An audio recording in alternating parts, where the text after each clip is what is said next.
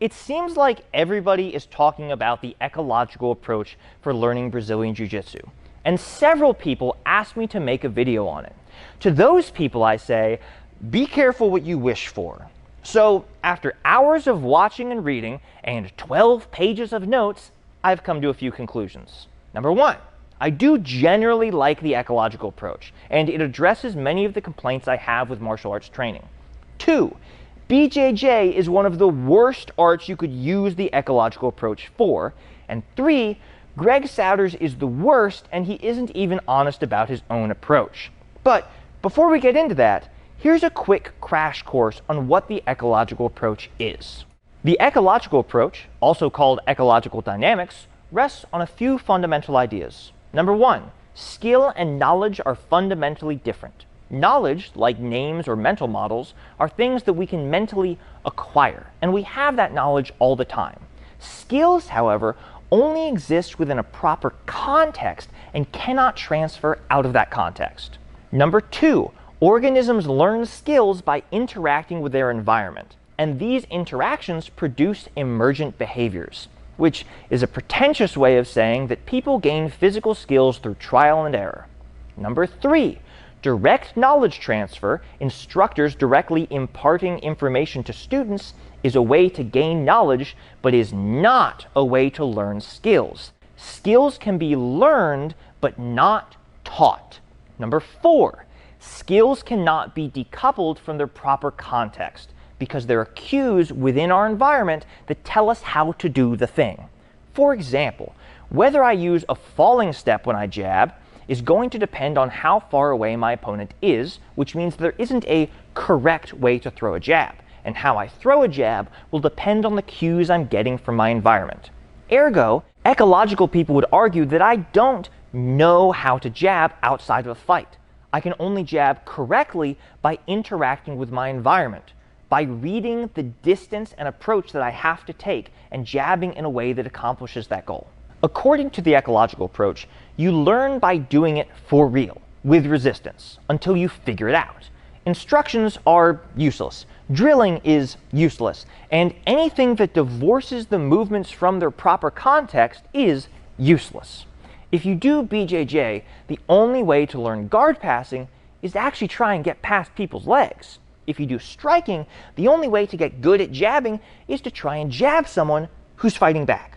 An ecological coach wouldn't teach students discrete moves, because verbal instruction supposedly doesn't impart physical skill. Instead, they arrange games that force students to figure out specific skills. You're doing the sport, but with a bunch of constraints on it. Maybe you're trying to get past your partner's guard, and they're trying to trap you in a closed guard. Whenever one of you succeeds, you reset and do it again. Or maybe you're actually sparring someone, but you both have to take turns throwing 3 strikes, starting with a jab. This limits the variables at play and forces you to work on specific aspects of the sport. And eventually, you figure out what works and what doesn't. And the job of the coach is to design games that force you to learn the correct lessons. If you're not leading with the jab enough in sparring, you play a game where you have to start everything with a jab. Now, you're learning how to use your jab to create opportunities. So the coach isn't teaching you how to jab, they're simply putting you in situations where you are incentivized to figure out how to jab. This tool for teaching skills is called the constraints-led approach, and versions of it are already commonly accepted practice. If you do BJJ, you might already be familiar with positional sparring, which would technically be an example of the constraints-led approach. The goal of this constraints-led trial and error is to find movement solutions, which are just movements that help you accomplish your goal in a given interaction. So if you make slightly different adjustments each time you finish the triangle to counteract how your opponent is defending, or throw a jab slightly different each time to cover different distances and to get around different guards, each time you're using a unique movement solution that helps you accomplish your goal in that specific environment. A movement solution is the answer to the problem in front of you, and they are like snowflakes in that they're never truly identical from one interaction to the next. Now, some movement solutions have invariant features, which are movements that are always present. A triangle choke will always involve making a triangle shape and squeezing. A jab will always involve extending your lead arm and contacting your fist to your opponent's body, etc. Invariant features are elements of a movement solution that we do every time we try to execute a goal. To summarize, the ecological approach says that explaining and drilling are largely useless. People have to trial and error things within the proper context, and that direct transfer of skills isn't real. The constraints-led approach is a tool that ecological coaches can use to help their students find more optimal movement solutions. The parts of movement solutions that are always done the same are called invariant features. Now, there's a lot more to the ecological approach than that, but that's the gist of it. If you want to learn more, I've got some sources in the description. So, what might the advantages or disadvantages of using the ecological approach be? Well, the main advantage is that it necessitates live training and actual resistance. I largely agree with ecological proponents in that I think static drilling is often a waste of time. Cooperative practice, in which your opponent offers no resistance, has quickly diminishing returns, and it rarely makes me feel like I'm learning anything. An ecological approach would laser focus the art on using resistance and competition to hone skills, eliminating the possibility that we become one of those process-oriented arts that doesn't do any sparring. I've heard stories that Gracie Combatives doesn't let you roll until you're a blue belt, which is crazy. However, any curriculum that follows the ecological approach would make this wimpification completely impossible. Another benefit is that an ecological approach would result in each person forming a highly personalized game, proven to work for them. It allows people to develop strategies that complement their specific body type, personality, and individual talents. This avoids the very common problem in martial arts of the coach making everyone in the room do things exactly how they do things simply because it's what they know. That's an issue because the same techniques don't necessarily work for everyone, and your coach might not even be very good at them in the first place. I once met a black belt instructor who had taught his entire class how to do cross-collar chokes incorrectly. The whole room did them constantly and sucked at them. When everyone is learning their own personal strategies based on trial and error, that kind of systemic problem becomes nearly impossible. By fostering creative problem solving, ecological dynamics could also make a gym more innovative. Instead of repeating the rote solution that your instructor told you to do, you are forced to come up with novel solutions, which ultimately results in challenging existing paradigms and creating an approach more similar to natural selection, where successful moves get copied by other students and unsuccessful moves simply stop being used. Instead of your instructor handing down a preordained solution, which may or may not even work, you get numerous minds all independently working to solve the problem. Ultimately, the ecological approach could stop class time from being wasted with lengthy explanations and pointless drilling. Instead, it would force people to improve and innovate against genuine resistance. However, there are also some downsides to the ecological approach. The main one is that sharing information becomes very difficult when everyone is discovering moves on their own. Ecological people could end up lacking the proper vocabulary because even if they figured a move out, they were probably never taught the name of it. And having a set vocabulary is actually really important for sharing knowledge about moves and techniques. If you wanted to look up how to do the body lock guard pass, that's easy. Unless you don't know any terminology, in which case you're stuck typing way to go around the legs that a bunch of Danaher guys did a while ago into the YouTube search bar, which unsurprisingly doesn't work. There is a reason that gyms like 10th Planet got an early adopter advantage by giving distinct names to absolutely everything they do. It's because for an art with the complexity of BJJ, nailing down your vocabulary is an essential way to communicate ideas and progress the community. And learning everything through games and interactions threatens to rob us of that vocabulary. In addition, figuring everything out on your own can be really difficult. I'm sure many of you have experienced something that you just weren't getting until someone told you something painfully simple like brace your foot out farther or grab their head, and then everything magically clicked into place. Waiting for people to figure everything out through trial and error isn't always the quickest way to do things, because we sometimes miss obvious things that are right in front of us. Now, as long as your ecological dynamics coach is willing to give you those little verbal tips, it will probably be fine. You just don't want someone stuck in an absolutist mindset that forbids any amount of verbal instruction at all. That's called foreshadowing, by the way. Plus, waiting for people to figure things out isn't always possible because of irreducible complexity. I have a great mount take that involves shelving the leg, pushing through to a staple mount, switching my knee to a leg weave, covering the knee, and then turning their shoulders and shifting my hips to take mount. I kill people with this move, but I would have never, ever figured it out on my own because there are too many steps. If I miss even one of the steps, then I simply don't get to mount.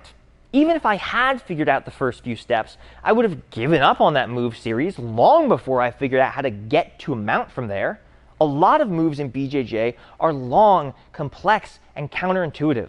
Relying on people to simply figure them out just because you put a couple movement constraints on otherwise full resistant rolling isn't always realistic. The ecological approach also conflicts with some of the established best practices in high-level grappling. One of the most dominant grappling approaches in recent history has been the systems approach, which I talked about in a previous video. But systems are all about skill being inseparable from system knowledge and using one-size-fits-all solutions that are compiled and explained by coaches. And these are all elements that the ecological approach soundly rejects as antithetical to skill acquisition, despite the systems approach being a proven approach at the highest levels. The ecological approach can also pose a challenge in that it's difficult to fully understand and implement properly. It requires a large amount of study and game design that less academically inclined coaches might struggle with. And the field is full of dense, nearly incomprehensible language that does more to obfuscate meaning than convey it.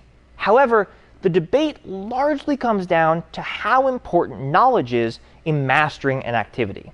Even if you fully believe in the principle that knowledge transfers are completely useless for skill acquisition, claiming that knowledge isn't useful for getting good at a task is ignorant. For example, and I promise that I will make this relevant, the game of Tetris was once thought to be impossible once you get to level 29, known as the kill screen, because the blocks came down too quickly for the controls to move them to the sides. However, a new technique for manipulating the controls, called hypertapping, was introduced by Corian, allowing elite players like Joseph Saley and Dog playing Tetris to play through the kill screen, with some players approaching level 40. But human fingers were still limited in how quickly they could press the buttons. That is, until Cheese combined techniques developed by Hector Fly Rodriguez and Silverboxer and introduced rolling, 32 years after the game's initial release. Cheese eventually made it to level 60 with over 2.3 million points, beating the hypertapping records by about 1 million points. Players then adopted a new strategy called scaling, playing conservatively to use the game's increasing returns to maximize their score in the later levels. Blue Scooty used the new innovations to crash an original cartridge on level 157, and Dog playing Tetris used rolling and scaling to play through level 255, integer overflowing the level counter and looping the difficulty back to level 1. The reason I tell you this is because Tetris is obviously a game of skill. However, specific technical improvements and direct knowledge transfers of methods and strategies took players from topping out at level 29 to effectively being able to play through levels infinitely. According to some ecological approach advocates, that's simply not how skill-based activities work. Direct knowledge transfers should be useless. Yet, they obviously do work. This is because while skill and knowledge are somewhat separate things, Both are necessary for high-level performance. Dog playing Tetris, who is not an actual dog, sadly, would have never passed level 29 without both directly learning techniques and strategies from other people and personally gaining a high-level skill in those techniques. Even Cheese did not discover rolling by simply playing the game. He intellectually studied other techniques and processed that information in his head to combine those techniques into a new idea. An ecological approach to playing Tetris would have never given rise to rolling, and the entire community would simply be worse at the game. If you want to argue that people can only gain skill ecologically, that's fine, but skill is not the only variable. The question then becomes how significant of a role knowledge plays in mastering a given activity. In BJJ, I would argue that the role of knowledge is enormous, even when compared with other martial arts. And knowledge is something that the ecological approach simply does not give you. Ultimately, the ecological approach is more difficult to use in areas of high complexity that require large amounts of knowledge or mental models to keep everything straight. And that's for the simple fact that the ecological approach doesn't teach knowledge, and it doesn't claim to. It fundamentally cannot teach you vocabulary, strategies, meta-strategies, or systems, because all of those things involve direct knowledge transfer. The ecological approach is much more common in things like baseball. While baseball certainly has strategies and vocabulary, what each player has to do can be relatively simple. The pitcher, for example, has to throw the ball. It's a single discrete action with known aim point, goal, and positionings for everyone on your team. The only real variables are you and the batter. Using the ecological approach to teach someone how to throw a ball is pretty straightforward. As a result, baseball very commonly uses ecological methods. However, when you look at sports like American football or gridiron, the ecological approach starts to carry less weight. While the quarterback is also throwing a ball, where, when, how far, and whether he throws the ball all depend on the play they're running and what play the opposing team might be running. And understanding the playbook isn't a skill, it's knowledge. If a quarterback is the best passer in the world but can't understand the plays you're running, then he's not an effective quarterback. Some sports mainly require skills to be effective, but other sports require a significant level of knowledge, and due to the size and complexity of its moveset, as well as the influence of meta strategy on high-level success, BJJ likely has one of the highest knowledge requirements of any martial art. Most striking arts, on the other hand, have far smaller movesets, less strategic or technical complexity, and less reliance on systems, meaning that striking arts are much less knowledge-focused than BJJ is. Realistically, the ecological approach seems like something that might be more suitable for striking arts. Detailed vocabulary is less necessary, and learning the moves on your own is considerably easier.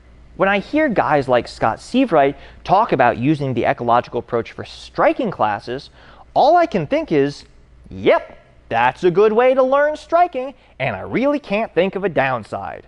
Even at my gym, our main coach teaches ecological striking classes, but non-ecological grappling classes, because the ecological framework is just way easier to adapt to striking arts. Yet, despite all of these drawbacks, one of the biggest obstacles to the ecological approach in BJJ is the existence of Greg Souders. While Souders is the most fervent and well-known advocate of the ecological approach in BJJ, he is also the worst possible representative for it. Souders has an unparalleled ability to talk down to people, use inaccessible vocabulary to make ecological dynamics sound as confusing and boring as possible, and argue over insignificant semantic differences so thoroughly that even Jordan Peterson would be taken aback. The only thing my wife knew about Greg Souders was that he is the most insufferable BJJ person I've ever seen. She then overheard 2 sentences of the debate between him and Big Dan and unprompted said, "Is that Greg Souders?" And she married me, so she knows insufferable. Also, note that my explanations and vocabulary are now going to become increasingly abstract and inaccessible as this video goes on. This is partially because I live in fear of Greg Souders physically manifesting in my house and condescending to me about terminology, so I have little choice but to be more technical. Greg Souders likes making big, sweeping claims, while someone like me might claim that certain kinds of drilling are fairly removed from the context of an actual match, and therefore don't amount to the most effective use of training time. Souders claims that people don't learn from any kind of drilling at all, ever. Drilling alone is limited. Well, it's non-functional. It doesn't actually do anything. He doesn't even make allowances for widely accepted ideas like effort queuing or progressive resistance, because go 20% or go a little harder aren't external objective things that can be measured and are therefore useless to him. And then to say 50% is to assume that there is such a thing as 50% effort and that our words constrain it. Instead, he demands that we use things like time and position to affect effort output. Longer rounds with static control positions result in less effort, and shorter rounds with dynamic positions result in more effort. And there are so many problems with this view that I barely know where to start. First of all, how much effort you're putting into a movement can be measured. We just don't bother doing so. If you want to independently verify that people use more strength when they go 100% versus when they go 20%, be my guest, but I guarantee that a subjective 20 is reliably less than a subjective 100. If I flicked you with my finger and then hit you with a car, could you tell me which one had more force, or would you have to do math first? Second of all, the variables of time and position might be more objective, but they're also questionably accurate proxy variables. I've worked hard in long rounds, I've slacked off in short rounds, I've flowed through dynamic positions, and I've used every ounce of my strength in static control positions, depending on a bunch of factors outside the instructor's control. You can make the round as long as you want, but if I know I have to leave right after this, I might go way harder than you expect me to. And when I leave isn't in your control. Greg Souders definitely understands this, but offers no solutions other than to say that when you plan to leave is part of the task environment. However, if you tell me to go very lightly, I will gladly do so, because you've now communicated to me what you want instead of trying to manipulate second-hand variable effects that might be completely nullified by things that you're not aware of. While time and position are objective, they're not likely to be any more accurate than just telling someone to go 50%. While Souders is perfectly willing to admit that all sorts of unknown variables are going to play into the interaction, I have yet to see him admit that those unknown variables severely limit his ability to properly constrain the task environment enough to elicit a desired outcome, and that the only way those other variables can be accounted for is with verbal communication. Other ecological approach advocates seem perfectly willing to use the kinds of measurements which Souders thoroughly rejects. Here, Dr. Max Wardell, a physical therapy expert who trains athletes using ecological psychology and the constraints-led approach, is telling his pitcher to gradually throw faster. This is the same way BJJ people approach progressive resistance. It relies on internal, subjective measurements, which Souders has railed against on multiple occasions. Souders also maintains that technique fundamentally does not exist, and that there is no consistent or optimal way to do things. This idealized technique is nowhere to be found in reality. It's in our heads. Well, no, it's just there's no such thing as a double leg. Each time the person who prefers to grab two legs to take somebody down would be performed differently. Yet, in the same breath, he will mention invariant features, which is definitionally a consistent and optimal way to do something. Invariants would describe the things that happen in guard passing that never change. Right. There are things that we must do, and that's the centering our focus around invariants. We want to focus on things that we know produce physically certain and consistent outcomes, and then we branch out from there. Even using the constraints-led approach, or CLA, is an admission that there are right and wrong ways to do things.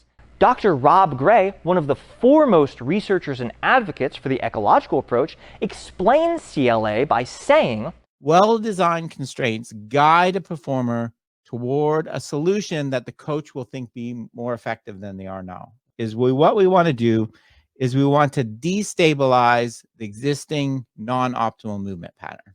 Of course, to know what's non-optimal, you definitionally have to know what is optimal, meaning that there are consistent optimal movement solutions out there, which anyone other than Souders would rightfully call a technique. Souders seems to disagree with other more knowledgeable ecological advocates just so he can jump down people's throats anytime they use the word technique.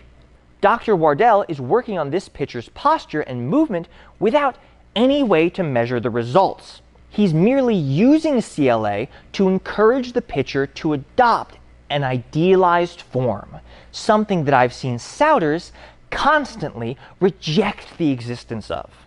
That's true. There is an idealized way of doing it. I disagree. Now, it's obvious that such an absolute view of learning is going to greatly magnify the problems inherent in the ecological approach. But Souders seems to believe that he has solved most of these problems by conceding that watching people do things makes you better at them. Again, like from your ecological approach, do you watch grappling a lot? Absolutely. Watching other people and mimicking what you think you see is part of how humans learn. This is how we engage with our environment. There's nothing wrong with that. Watching people roll and compete is going to make you better at rolling because you get to copy and adapt other people's movement solutions into your game. This allows you to learn and copy complex or counterintuitive moves that you might not have discovered on your own. But this also creates a conflict that I have not figured out how to resolve. How can you claim that instructions and demos are completely useless and a waste of time? And so what the most interesting thing that I found about Danaher, because I watched this stuff, so it's 8 hours of method predicated on 5 to 20 minutes of principle. If we're just trained to listen to principle, you don't have to waste the 8 hours of the other stuff because it's almost meaningless. While also claiming watching people do moves is an integral part of training. That's what a demo is, a chance to watch how someone else does a move. Souders tries to reconcile this by saying the coaches often give bad verbal instructions and perform demos incorrectly by emphasizing movements that aren't even good or that they don't even use. When somebody says, oh yeah, when I was out there, I was using these grips, and then they film them, that's not what they were doing. And that watching someone do a move in live rolling is different because you're seeing an actual movement solution in its proper context. But then I would respond by saying the coaches giving bad instructions doesn't prove that instructions are useless. It just proves that bad coaches exist. And if skill cannot be decontextualized from the organism-environment interaction, then how would learning from an interaction with the wrong organism in it be any better than learning a movement solution in the wrong environment? If my skill can also develop from a different person's interaction with the environment, then why can't it develop from my own interaction with a different environment? An ecological person might respond that watching a live match just gives you the rough outline of a technique that you can then start practicing in the correct context. But I don't see why demos couldn't serve the exact same purpose, while being a specific thing shown to help specific students advance in specific areas instead of being something that the students just stumbled onto while watching other people. Essentially, if watching other people do moves makes me more effective at the moves, which even zealots like Greg Souders admit, then why can't someone just show me the move? However, this problem only exists because there is a difference between what Souders says and what Souders does. On one hand, he'll disavow the entire idea of techniques, demos, or verbal instruction. Yet he'll also do this. I want you to focus on the task of reaching out one leg at a time and then trying to pull it back into its retracted position to make getting close enough to your partner easier. And then now it becomes easier to orient yourself to inside position. telling someone to take the inside position by extending a single leg to hook behind their knee and then using that hook to pull yourself to a closer angle, allowing your second leg to slip inside without compromising your ability to retain guard by extending both legs simultaneously, is a technique. He's showing a demo for a technique. This is just a move that I might see in any random BJJ class. Souders just has people try it against more resistance. Now, why did he decide to explain so much information in that particular lesson? For the second game we played in class that day, I had to make a simple correction. As I looked around the room, I saw my students making a foundational mistake. And the reason this is foundational, the mistake they made, is it because it affects everyone in the same way. There's no such thing as fundamentally wrong if it fulfills the demands of the task. The only way to reconcile Souders' view is to say that it's physically impossible for anyone to ever get inside position by sticking out both legs simultaneously. Which is wrong. Of course it's possible. It's less efficient, but it's definitely possible. Which means that Souders doesn't actually coach the way he claims to, which is great news for his students, because what he claims to do is moronic. What he actually does is perfectly fine coaching. Plus, despite his insistence that verbal explanations are pointless, he spends a very large amount of time talking. In my experience, probably more than average. The only difference is that he's focusing on explaining what you should do with less specific techniques and more general concepts. From side control, he wouldn't say, get an underhook and a crossface, clasp your hands and put your weight into his opposite shoulder. He would say something like, maintain chest-to-chest connection and control their shoulders. And then he would spend more time talking about why you might want to do that before going on to explain the basic movements people need to escape side control and the basic movements or goals that you can use to stop them. Which is certainly different from the traditional way, but it's hardly the paradigm shift it's sold as. Ultimately, the ecological approach does fix many of the problems common to BJJ. Overly prescriptive instructions, a lack of aliveness in drilling, and coaches trying to shove students into ill-fitting molds are all real problems that bug the crap out of me.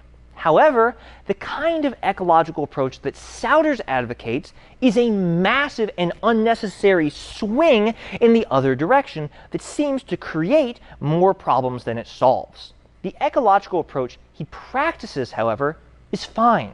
He's just garbage at communicating it. And a genuinely deep and nuanced view of the ecological approach involves more time and academic aptitude than many martial arts coaches are likely to have. However, being an ecological zealot isn't even necessary. Most ecological coaches I've seen are perfectly willing to give the occasional verbal cue or show a movement solution when they decide that it's necessary. The ecological dynamics, that doesn't preclude you giving people information or demonstrations. What we're saying is that it plays a lesser role and we're not relying on it. As you go down towards submissions and stuff, you can be a little more prescriptive with your cues or your instruction because there's only so many ways to break an arm or submit somebody. Those invariants are very important for what we're looking for those cues. Other coaches have even adapted ecological dynamics into hybrid approaches. Josh Peacock fused the ecological approach with Matt Thornton's concept of aliveness to create scalable live training. It emphasizes using live training and constraints-led learning, while also including more familiar and accepted concepts, such as effort cueing, all wrapped up in a package that's much easier to learn and digest than the highly academic concepts of the ecological approach. And unlike ecological dynamics, scalable live training was formulated with BJJ specifically in mind. It would seem that Souders' absolutist views on the ecological approach does more harm than good. Instead of focusing on results by convincing coaches to start inching away from static drilling and scripted movements towards live training conceptual approaches, Souders seems much more focused on advocating for a particular dogma.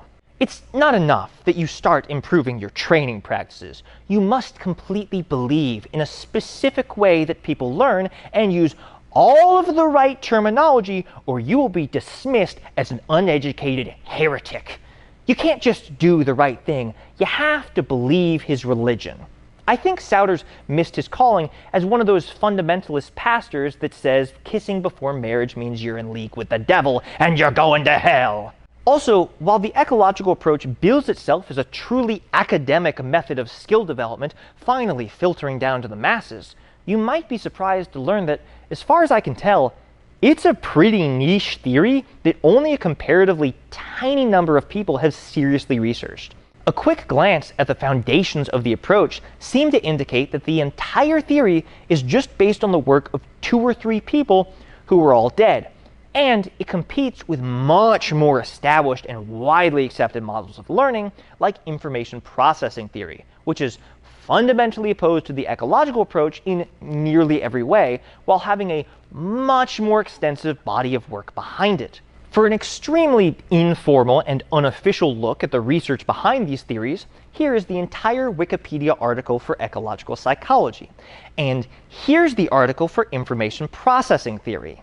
If people are interested, I can make a more thorough video comparing the ecological approach and information processing theory, but this video alone is probably an overly technical mess, so I don't know why anyone would want more of it. But a basic summary is that information processing theory says that we learn through intaking information through our senses, processing that information in our brain to make sense of it, combine it with other information and figure out how to apply it to our current situation, and then we get an output that our body can do.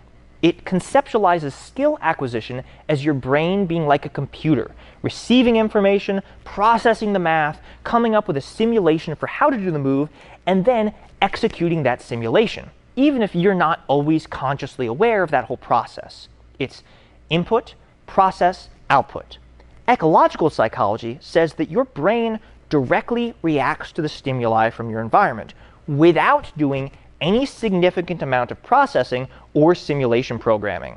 Mental processing does not improve skill, environmental interaction does, which would be a lot more convincing if it weren't for the fact that I definitely, consciously run simulations in my head before executing moves, and the technical improvements in grappling I've made over the years have often come not from live training, but from mental simulations that I run in my brain. To be fair, I've also had plenty of moments where I feel like I might be directly responding to environmental cues, but the information processing people would just tell me that I am processing it unconsciously, which maybe I am. But the ecological people are going to have to tell me that I've never had the thoughts that I think, which is going to be a tougher sell. Also, the formal research that has been done on the ecological approach has never been done on combat sports, meaning that people are making a bit of an intellectual leap when they claim that the theory 100% applies to BJJ because the research is on their side. Not only is most of the research not on their side, but they have very little research at all. It's just a minority theory being presented as an incontrovertible fact.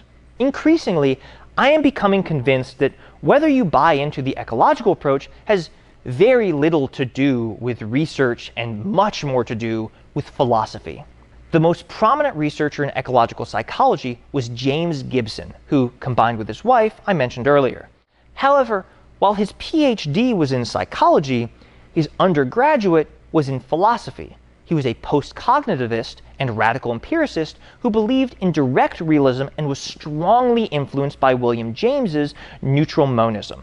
He then, very obviously, developed views on perception and learning that matched his philosophical school of thought. Quite frankly, if you believe in behaviorism, empiricism, direct perception, and monism, you're going to subscribe to ecological psychology. If you believe in cognitivism, rationalism, indirect perception, and dualism, you're going to subscribe to something like information processing theory. This debate is not about research, and it has never been about research. It's about the epistemology of perception and procedural knowledge. I think that most philosophy is a giant waste of time, which is why I remain on the fence and would simply like to see more conclusive evidence. While the ecological approach presents some neat ideas and addresses many of the problems common to martial arts training, it's also a dense and confusing theory that is consistently marketed as being more academically supported and widely applicable than it actually is. And I believe its support is less about its body of research and much more about one's propositional attitudes towards epistemology. Its growing popularity is largely due to a small number of very vocal zealots that often fail to present an effectively nuanced or accessible view of ecological dynamics. A more tempered and flexible approach to using ecological dynamics looks great and addresses many of the criticisms I have with the way combat sports are often taught. However, complex arts like BJJ pose a more difficult challenge for ecological approaches because of their extensive vocabulary and irreducible complexity. However, I believe that there's a lot of potential benefit in implementing more constraints-led games, live resistance, and conceptual-based teaching that ecological dynamics often emphasizes. And for arts with less vocabulary and complexity, such as striking arts, it genuinely seems like a great way to train, so long as you don't become insufferable about it.